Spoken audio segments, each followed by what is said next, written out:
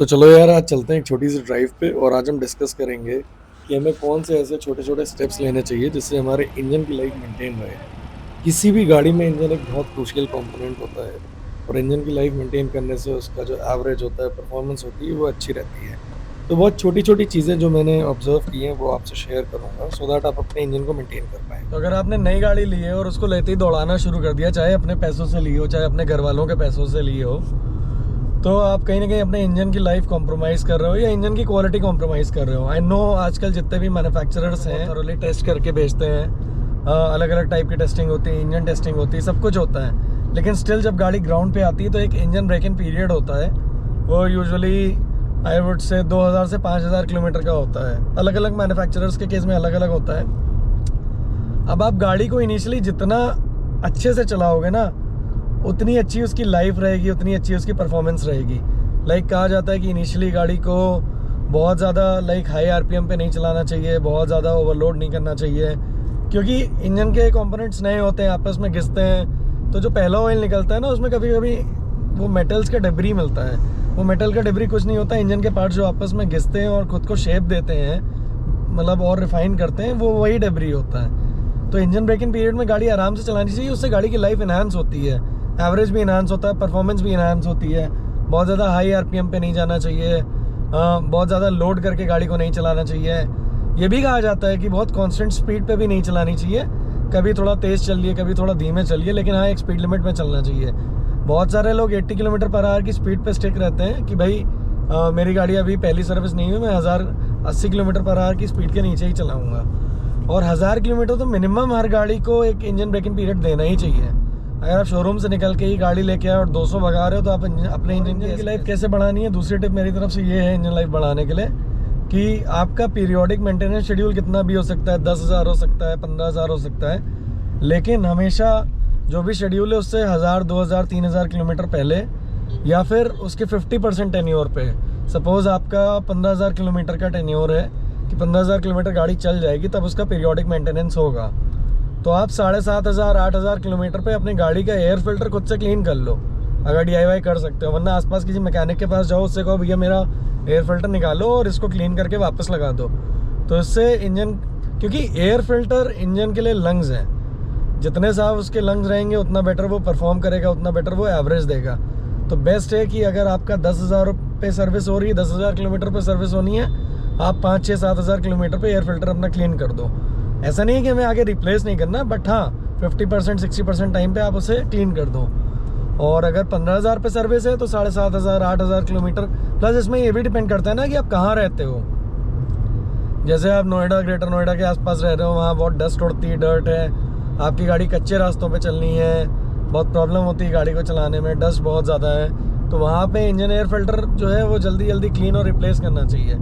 लेकिन अगर आप ट्रूली एक अर्बन एरिया में हो जहाँ पे डस्ट वगैरह नहीं है, तो आप आराम से चला सकते हो। फिर अपने इंजन को मेंटेन करने के लिए टिप नंबर 3 मेरी तरफ से ये रहेगी कि आपका जो इंजन ऑयल है वो पीरियोडिकली चेंज होना चाहिए। तो अगर आपका मेंटेनेंस शेड्यूल है 10,000 किलोमीटर का, तो आप 7-8 हज़ार किलोमीटर पे गाड़ी को लेके चले जाओ सर्विस सेंटर और वहाँ पे चेंज करा लो, कोई प्रॉब्लम नहीं, वो लोग कर देंगे। कई बार होता है सर्विस एडवाइजर्स मारुति या हुंडई के अवॉइड करते हैं कि नहीं सर अभी बाकी है। आप उससे बोलो कि नहीं आप मेरी सर्विस कर दो, मैं नहीं आ पाऊँगा या फिर मेरे को अभी करानी है, तो वो 8-10 हज़ार किलोमीटर पे कर देंगे, 8,000 किलोमीटर पे।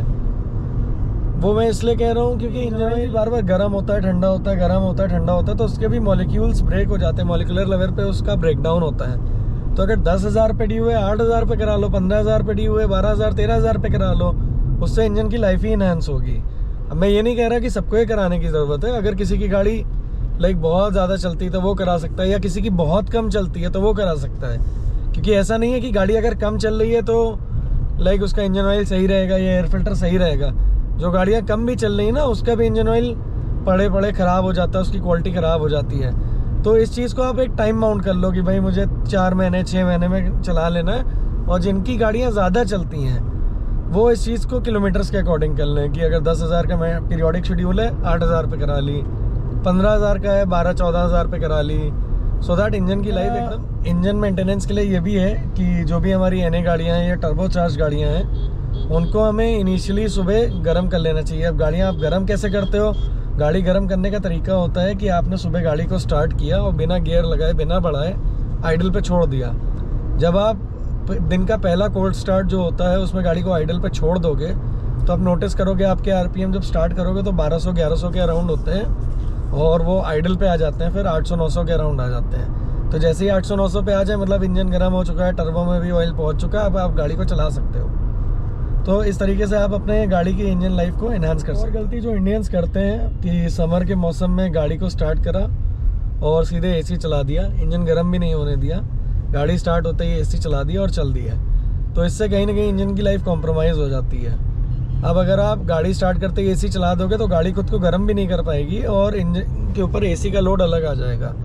तो सबसे बेस्ट तरीका है कि गाड़ी को स्टार्ट करने के बाद हाइडलिंग कर लें। जब गाड़ी हाइडलिंग में आ जाए तो गाड़ी को आधा 1 किलोमीटर चला लें, उसके बाद एसी को चलाएं। आप देखोगे ना, अगर आप एकदम से एसी ऑन करते हो और हाइडलिंग के बाद एसी ऑन करोगे तो ज़मीन आसमान का फ़र्क रहेगा गाड़ी की इनिशियल परफॉर्मेंस में। और इससे इंजन की लाइफ कॉस्ट बचाने के लिए बाहर कराते हैं, अपने सामने कराते हैं, लेकिन वो लोग इतने नॉलेजेबल होने चाहिए कि क्या पार्ट सामने वाला दे रहा है उसकी आपको परख हो, या फिर आप अपने पास ऑयल ला के फिर डलवा लो, फिल्टर्स आप कंपनी से सोर्स करके फिर बाहर पड़वा लो। अगर आप उस लेवल का एफर्ट कर सकते हो तो आप बाहर करा लो, वरना 1000, 2000, 5000 रुपये के चक्कर में अपनी गाड़ी बाहर मत सर्विस कराओ। क्योंकि मोस्टली लोग ना बेईमानी करते हैं। मतलब मेरे एरिया में तो काफ़ी बेईमान लोग मैंने देखे कि बताते हैं ओरिजिनल पार्ट है और डुप्लीकेट पार्ट डाल देते हैं। फिर बाद में जब कंपनी में जाओ तो पता चलता है कि नहीं सर, ये तो पार्ट ओरिजिनल ही नहीं है, पड़ा वो बॉश या ल्यूमैक्स का ही पार्ट होता है, लेकिन वो ओरिजिनल नहीं होता है। तो ये सारी चीज़ें अवॉइड की जा सकती है अगर हम गाड़ी को रेगुलरली सर्विस सेंटर में ही सर्विस करा। Last but not the least, बहुत ज़्यादा अपने इंजन को पुश मत करो। अगर आपके इंजन की टॉप स्पीड जो कंपनी ने अलाउ कर रखी है वो 150-160 है, तो ज़रूरी नहीं है कि हाईवे पे गए तो 150-160 पे ही चलना है। मज़े लेने के लिए चले जाओ स्पीड पे, 30 सेकंड, 1 मिनट, 2 मिनट गाड़ी चला लो, उसके बाद अपने क्रूजिंग स्पीड पे आ जाओ 100-120 की। उससे गाड़ी का इंजन मेंटेन रहता है, माइलेज ज़्यादा आता है और आप इंजन को फुली यूटिलाइज़ नहीं करते हो। किसी भी चीज़ को 100% यूटिलाइज़ करोगे ना तो वेयर एंड टेयर ज़्यादा होगा। तो इसलिए बेस्ट है कि अगर मज़े लेने हैं, देखना है गाड़ी कैसी चल रही है, तो 2-4 मिनट चला ली, लेकिन वापस फिर अपने क्रूजिंग स्पीड पे चलाओ। उस पर गाड़ी का एवरेज भी निकलेगा, गाड़ी के जो परफॉर्मेंस है वो भी नहीं ख़राब होगी और आप सेफ भी रहोगे। एक बहुत बड़ा मैटर ये भी है ना।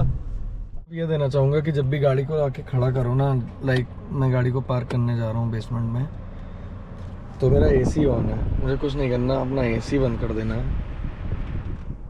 ये मैंने एसी बंद कर दिया, सारी लाइट्स बंद कर दी और 30 सेकंड के लिए इंजन को कूल डाउन होने के लिए छोड़ दिया। इससे क्या होगा कि इंजन अपना सारा लोड हटा के कूल डाउन होने लगेगा और कूल डाउन होने के बाद बंद होगा तो टर्बो में भी पेट्रोल और ऑयल जो जाना है वो चला जाएगा और इंजन अच्छे से बंद भी हो जाएगा। और जब दोबारा स्टार्ट करूँगा तो भी अच्छे परफॉर्मेंस पे स्टार्ट होगा।